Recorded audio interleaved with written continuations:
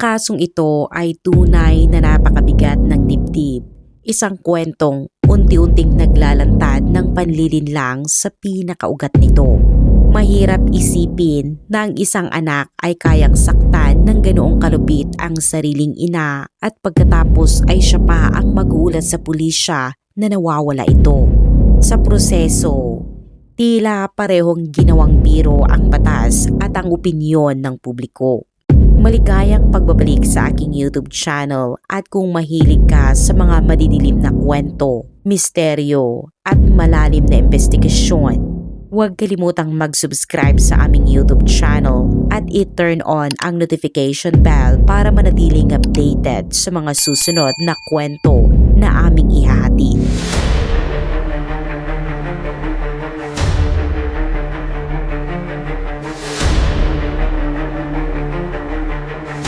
Noong 8 ng Hunyo 2012, nakatanggap ang Vancouver Police Department ng isang ulat ng pagkawala na sa unang tingin ay halos hindi kapanipaniwala.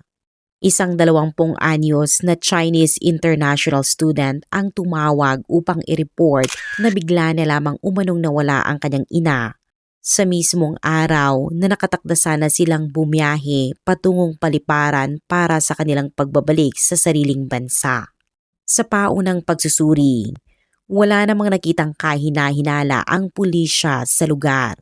Ang tumawag ay si Yuan Shitang na 6 na taong nag-aaral sa Canada. 2 linggo bago ang insidente, dumating sa Vancouver ang kanyang mga magulang upang siya ay bisitahin. Ayon sa kanyang salaysay, habang papunta na sana sila sa paliparan, bigla na lamang nawala ang kanyang ina na tila naglaho ng walang bakas. Sinabi ni Yuan Shitang sa pulisya na inakala niyang lumabas lamang ang kanyang ina upang bumili ng merienda para sa biyahe. Dahil dito, siya at ang kanyang ama ay naghanap sa mga mall at convenience stores sa paligid, ngunit wala silang nakita. Habang papalapit ang oras ng kanilang flight, nagpasya silang makipag-ugnayan sa pulisya, kapwa labis ang pag-aalala ng mag-ama. Sumunod na nagtungo ang pulisya sa paliparan sa pag-aakalang maaaring nauna nang sumakay sa eroplano ang ina. Sa pagtatapos ng araw, inihayag pa ang kanyang mga detalye sa loudspeaker ng paliparan, subalit wala pa ring lumitaw.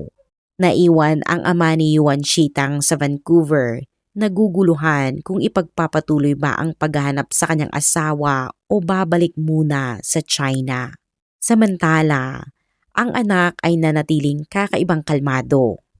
Hinikayat pa niya ang kanyang ama na bumalik muna sa China at tiniyak na siya na raw ang makikipag-ugnayan sa pulisya upang ipagpatuloy ang paghahanap sa kanyang ina.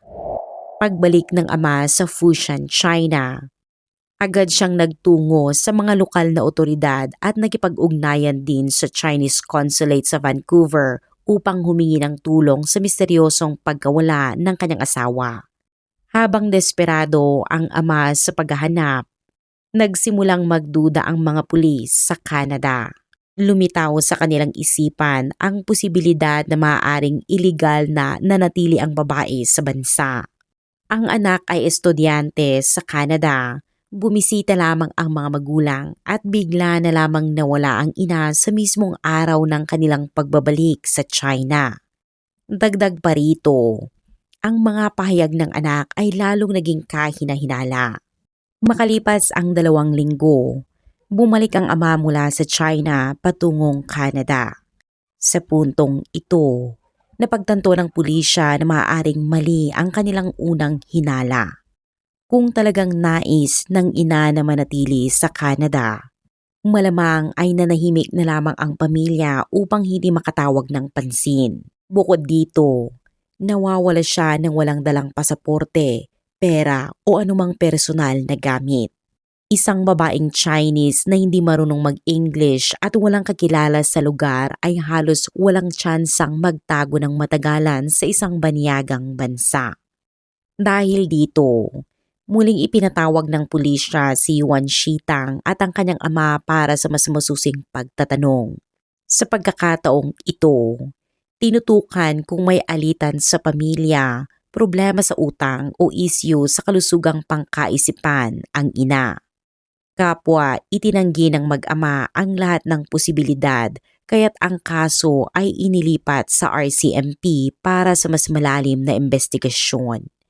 Sa panahong ito, mahigit 14 na araw nang nawawala ang ina ni Yuan Shitang. Bitbit ang kanyang litrato. Nilibot ng mag-ama ang iba't ibang lugar.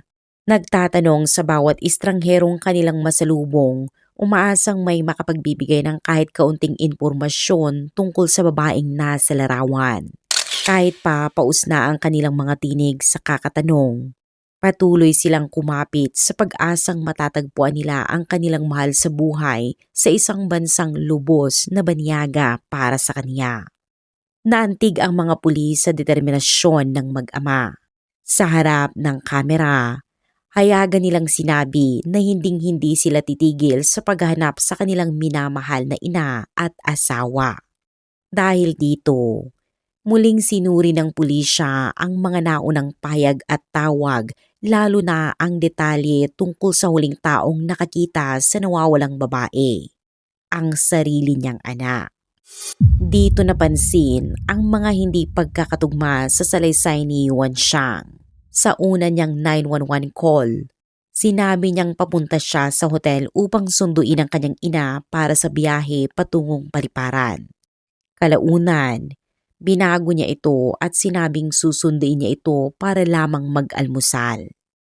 Una rin niyang sinabi na mag-isa ang kanyang ina sa hotel, ngunit kalaunan ay binanggit niyang kasama rin doon ang kanyang ama.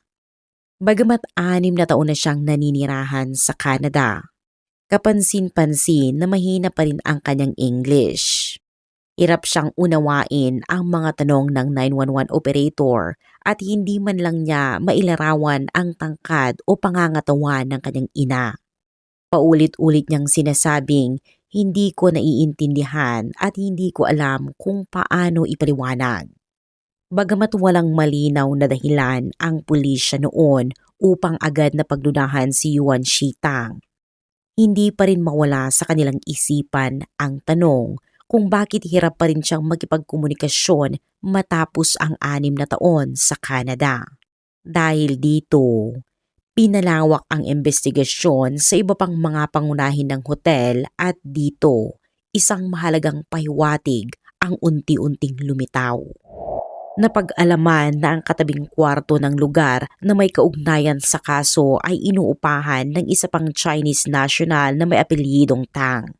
Sa mas masusing pagsisiyasat, nabunyag na ang umuupa sa katabing silid ay walang iba kundi si Yuan Shitang mismo.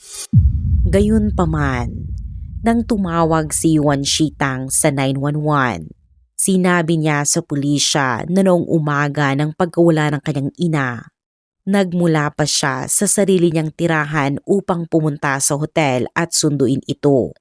Isang pahayag na ngayon ay tila hindi natugma sa mga bagong impormasyong natuklasan. Gayunpaman, walang sino man ang agad na naghinala na ang masunuring anak ay may inuupahang silid sa parehong hotel ng kanyang mga magulang at ito ay katabi mismo ng kanilang kwarto. Sa harap ng pulisya, nanatili siyang kalmado. Sa tulong ng isang interpreter, ipinaliwanag niyang malayo raw ang sarili niyang tirahan mula sa hotel, kaya nag-book siya ng silid doon para sa mas madali umanong gumalaw. Nang tanungin kung bakit hindi niya ito nabanggit noon, simple ang kanyang sagot. Hindi niyo naman tinanong, bakit ko sasabihin? Sa pagmamasid sa tila mapagmahal na anak na ito, mapapatanong ang sinuman kung ang pakay ba niya sa presinto ay tulungan ng investigasyon o subukan ang kakayahan ng mga pulis. Kaagad pagkatapos nito, sinuri ng pulisya ang silid na inupahan ni Yuan Shitang. Doon, natuklasan nila ang mga bakas ng dugo sa kisame, sa tabi ng kama at sa aparador. Batay sa hitsura, malinaw na ang mga bakas na ito ay naroon sa loob ng ilang panahon. Sa puntong iyon, ang mga blood sample at DNA ng ina ni Yuan Shitang ay isinailalim pa lamang sa pagsusuri sa China. Dahil dito, hindi pa matukoy ng pulisya kung kanino nagmula ang dugo. Samantala, isa pang grupo ng mga investigador ang nakahukay ng mahalagang impormasyon. Lumitaw na ang inuupahang apartment ni Yuan Shitang sa sentro ng lungsod ay hindi naman talaga ganoon kalayo na taliwas sa kanyang pahayag. Bukod pa rito, hindi pala siya nag-iisang naninirahan doon. Ang kanyang kasama ay isang batang Asian American na babae at sila ay may romantikong relasyon. Gayunpaman, tumanggi si Yuan Shitang na pasukin ng pulisya ang apartment. Dahil kulang pa ang ebidensya, hindi rin sila makakuha ng search warrant. Noong ika-29 ng Hulyo, makalipas ang mahigit isang buwan at kalahati mula nang mawala ang ina ni Yuan Shitang, natagpuan ang mga labi ng tao sa loob ng isang maleta sa isang dalampasigan malapit sa Harwood Island. Humigit kumulang 200 kilometro mula sa lugar kung saan iniulat ang pagkawala. Dahil sa matagal na pagkababad, lubha na ang kondisyon ng katawan, ngunit natukoy itong isang middle-aged Asian woman. Batay sa suot ng bangkay, agad na pinaghinalaan ng pulisya na ito ang ina ni Yuan Shitang at kalaunan, kinumpirma ng autopsy na siya nga ang biktima. Napag-alaman na ang biktima ay sumailalim noon sa operasyon sa gulugod na makikita sa mga tornilyong nakakabit sa kanyang likod. Mayroon ding malinaw na pinsala sa kanyang bungo. Matapos matukoy na ito ay isang kaso ng pagpatay, ang anak na si Yuan Shitang ang naging pangunahing suspect. May opsyon ang pulisya na gumamit ng tradisyonal na paraan tulad ng surveillance, paulit-ulit na interogasyon at karagdagang pangangalap ng ebidensya. Ngunit pinili nilang gumamit ng ibang estratehiya, isang sting operation na sa kanilang palagay ay mas epektibo at hindi agad magbababala sa suspect. Ang pagkakatuklas sa bangkay ng ina ni Yuan Shitang ay itinago muna sa publiko. Pagkalipas ng isang linggo, isang undercover officer mula sa Guangdong ang tumawag sa numerong nakalagay sa missing person poster ni Yuan Shitang. Sinabi ng babae na may hawak siyang impormasyon at nag-ayos sila ng pagkikita sa isang Starbucks cafe. Ikinuwento niya na habang nangingisda raw kasama ang isang kaibigan, may nakita silang isang maleta. Natakot silang galawin ito, ngunit napansin ng kanyang kaibigan na ang taong nasa loob ay may asul na damit at ayos ng buhok na kahawig ng nasa poster ng ina ni Yuan Shitang. Ipinaalam niya na hindi pa sila nakikipag-ugnayan sa pulisya, ngunit kung magbabayad si Yuan Shitang ng isang halaga, tutulungan daw nila itong iwala ang maleta. Sa sandaling marinig ito, biglang tumayo si Yuan Shitang at umalis. Sinundan siya ng isang undercover officer at diretsahan siyang kinausap. Hinikayat siyang maging tapat sa sarili. Ipinaalala rin ito na malinaw na may matinding nangyari sa kanyang ina at sinabi na kung wala talaga siyang kinalaman, dapat ay agad na siyang lumapit sa pulisya. Sa huli, pinayuhan siyang pag-isipang mabuti ang inaalok sa kanya. Inabot niya ang kanyang numero at binalaan si Yuan Shitang na huwag magtagal sa pagdedesisyon dahil kung hindi, ibibigay niya ang maleta sa pulisya. Kinagabihan, matapos ang mahabang pag-iisip, tumawag si Yuan Shitang. Sinabi niyang wala siyang sapat na pera ngunit susubukan niyang tipunin ang hinihinging halaga. Iminungkahi rin niyang tawagan ang kanyang ama at sabihing dinukot ang kanyang ina dahil tiyak daw na magbabayad ito ng ransom. Pagkaraan nito, dinala ng undercover officer si Yuan Shitang upang makipagkita sa umano'y boss ng grupo. isang lalaking mula sa Hong Kong na nagpakilalang kasapi ng Triad Society, ngunit isa rin palang undercover agent.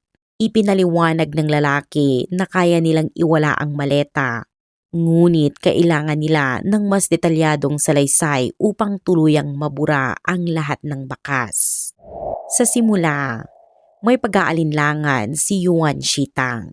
Ngunit nang ilarawan ng lalaki ng eksakto ang maleta, ang amoy ng dagat, ang mga inumin sa loob at maging ang disenyo nito, tuluyan siyang naniwala. Sa sumunod na pagkikita, umamin si Yuan Shitang sa pagpatay sa sarili niyang ina. Isinalaysay niyang nangyari ito sa gabi bago niya iniulat ang pagkawala.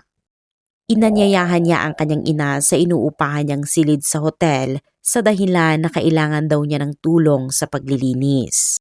Habang dinadampot ng kanyang ina ang mga bariyang nahulog sa kama, ilang ulit niya itong hinampas sa ulo gamit ang isang mabigat na bagay.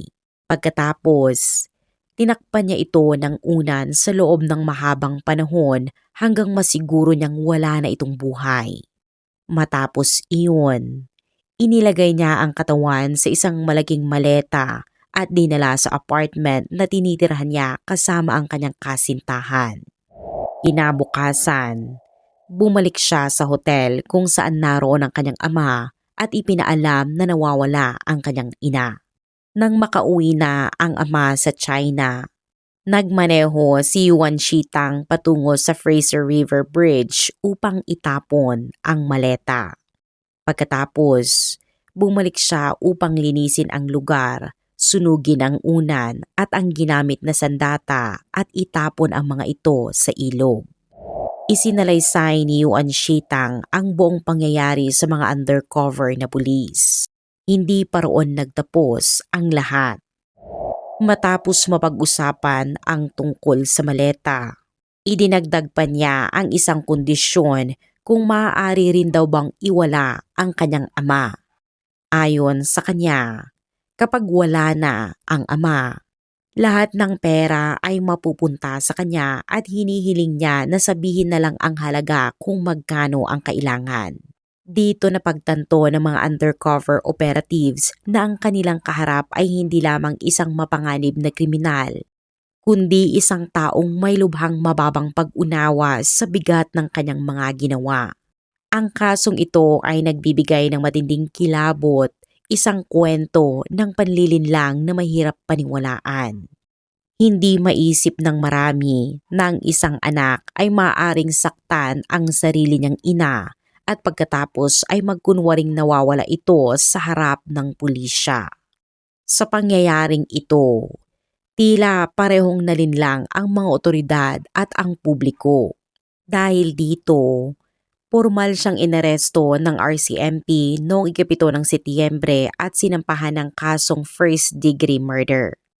Hawak ng pulisya ang sapat na ebidensya, mga audio at video recording, DNA, CCTV footage at iba pa. Bagamat akala ng marami ay tapos na ang kaso, naging komplikado pa rin ang proseso. Ang ama ni Yuan Shitang, sa takot na tuluyang mawala ng pamilya, ay piniling ipagtanggol ang kanyang anak at maghain ng reklamo upang protektahan ito. Habang hindi batid na nais din pala siyang ipapatay ng kanyang anak. Sa mga sumunod na paglalantad, lumitaw ang magulong sitwasyon ng pamilya. Isang maigpit at kontroladong pagpapalaki, isang ama na may ibang relasyon at isang anak na unti-unting nalugmok sa bisyo at panlilinlang. Sa kabila ng lahat, napatunayang maayos ang kalagayang pangkaisipan ni Yuan Shitang at lubos niyang nauunawaan ang kanyang mga ginawa. Sa huli, sa loob mismo ng kulungan, inamin niya sa isa pang undercover na wala siyang pagsisisi. Para sa kanya, tanging sa pagkawala ng kanyang mga magulang niya makakamit ang tunay na kalayaan. Bago pa man ang insidente, may napansin ang ina ni Yuan Shitang na isang resibo ng car rental na pagmamay-ari ng kanyang anak. Alam niyang humingi si Yuan Shitang ng pera para raw bumili ng sasakyan, ngunit sa halip ay nagrenta lamang ito. Dahil dito, hiniling ng ina na ipakita ng kanyang anak ang apartment na sinasabi nitong kailangan niya ng pondo upang bilhin at paupahan. Ngunit may tinatago si Yuan Shitang. Sa naturang apartment ay naninirahan ang kanyang kasintahan at kapag nalaman ito ng kanyang ina, mabubunyag ang lahat. Sinubukan niyang magbigay ng iba't ibang dahilan upang ipagliban ang pagbisita, ngunit hindi niya napigilan ang determinasyon ng kanyang ina. Sa puntong iyon, nagsimula siyang magbalangkas ng mas masamang plano. Mahalagang tanong sa kaso kung ang ginawa niya ay isang biglaang pasya o matagal ng pinag-isipan. Kritikal ito sa pagtukoy ng magiging hatol. Bagamat parehong maaaring humantong sa habang buhay na pagkakakulong ang dalawang sitwasyon, may malaking pagkakaiba sa parol. Kung ito ay ituturing na dulot ng matinding damdamin, maaaring magkaroon ng parol matapos ang hindi bababa sa 10 taon, ngunit kung mapatunayang planado, hindi maaaring mag-apply ng parol sa loob ng 25 taon. Sa mga recording na isinumiti ng prosekusyon, inamin ni Yuan Shitang na matagal na niyang iniisip na wakasan ang buhay ng kanyang mga magulang upang mapasa kanya ang kanilang mga ari-arian. Plano niyang ibenta ang bahay ng pamilya sa China at tumakas kasama ang kanyang kasintahan. Gayunpaman, lumitaw na hindi niya balak na makasama ang kasalukuyang kasintahan niya sa Vancouver ng pangmatagalan. Sa halip, plano niyang pakasalan ang dati niyang nobya sa China. Nagkakilala sila noong high school at nagkaroon ng malalim na relasyon, subalit nang matuklasan ito ng kanyang ina, pinilit silang maghiwalay. Sa loob ng 6 na taon, palihim pa rin niyang nakikita ang dating nobya tuwing siya ay umuwi sa China. May isang pagkakataon pa na matapos niyang ihatid ang kanyang mga magulang sa paliparan, binago niya ang kanyang tiket at bumalik sa China upang makasama ang nobya sa loob ng 1 buwan. Gabi bago ang insidente, nakatanggap siya ng mensahe mula sa dating nobya na nagsasabing ilang araw na ang nakalipas ay tinapos nito ang kanilang dinadala. Matagal niya itong kinausap upang aliwin at sa mga sandaling iyon ay lalo pang tumindi ang kanyang galit sa kanyang ina. Dahil dito, naglagay siya ng martilyo sa kanyang bag, umaasang magkakaroon ng pagkakataon upang isagawa ang kanyang balak. Sa korte, ikinuwento ng ama ni Yuan Shitang na madalas sabihin ng kanyang anak na ang pamumuhay at pag-aaral sa Canada ay parang pagkakakulong para sa kanya. Dahil dito, pumayag na sana ang ama na pauwiin na lamang siya sa China, subalit mariing tumutol ang kanyang asawa. Iginiit nitong manatili ang kanilang anak sa Canada, mag-aral, manirahan doon at makahanap ng mapapangasawang Canadian upang makakuha ng permanent residency. Kung hindi, kailangan niyang bumalik sa China at pakasalan ang babaeng napili ng kanyang ina. Sa huli, bumigay ang ama at emosyonal na sinabi sa korte na malaki ang kanyang pagsisisi sa pagpapadala sa kanyang anak na mag-isa sa Canada. Ayon sa kanya, ang desisyong iyon ang nagbukas ng daan sa krimeng hindi niya kailanman maisip, ang pagkitil sa buhay ng sariling ina. Bilang ama, inako niya ang malaking bahagi ng pananagutan at idinagdag na naniniwala siyang mauunawaan siya ng kanyang asawa na saan man ito ngayon. Kalaunan, lumitaw sa mga undercover recordings na may balak din pala si Yuan Shitang na saktan ang kanyang ama. Gayunpaman, dahil mas matipuno ang ama, pinili niyang unahin ang kanyang ina sa buong paglilitis. Madalas lumabas ng courtroom ang ama ni Yuan Shitang dahil hindi niya kayang pakinggan ang mga detaling ikinukwento ng kanyang anak. Sa kabila nito, Ipinagtanggol pa rin niya si Yuan Shitang hanggang sa huli, umaasang matatanggap nito ang pinakamagaan na parusa. Nabigla ang hukom sa antas ng pagtitiis at pagpapatawad ng ama sa harap ng mga krimeng ginawa ng kanyang anak. Matapos ang ilang araw ng deliberasyon kung ang pagpatay ay planado o hindi, nabigo ang hurado na magkaisa. Dalawang hurado ang umatras dahil sa personal na dahilan at pinayagan ng korte. Kung may isa pang umatras, mawawala ng bisa ang buong hurado at mapipilitan ng korte na ihinto ang paglilitis. Sa kabutihang palad, hindi na naragdagan ang mga umatras. Kinabukasan, nakarating ang hurado sa hatol. Nahatulan si Yuan Shitang ng second-degree murder. Sa natitirang 10 hurado, 7 ang pabor sa 25 taong hatol, 2 ang pabor sa 12 taon, at 1 ang pabor sa 10 taon. Sa huli, ipinataw ng hukom ang habang-buhay na pagkakakulong na may posibilidad ng parol makalipas ang 17 taon. Kapwa nasiyahan ang prosekusyon at depensa sa naging desisyon ng korte. Napansin ng mga mamamahayag na kahit palabas na ng courtroom, nakangiti pa rin si Yuan Shitang. Matatandaan na sa kabila ng 6 na taon niya sa Canada, madalas siyang nahihirapan sa komunikasyon. Gayunpaman, habang nasa kulungan, ipinagpatuloy niya ang kanyang pag-aaral at sa sariling pagsisikap ay natanggap sa isang universidad. Isang malungkot na pagtatapos sa kwento ng labis na kontrol ng magulang at ng mga bunga nito. Ano ang masasabi ninyo sa kasong ito? Ibahagi ang inyong saloobin sa comment section sa ibaba at bago magtapos ang video, huwag kalimutang mag-iwan ng komento kung taga saan kayo at anong oras nyo ito napanood.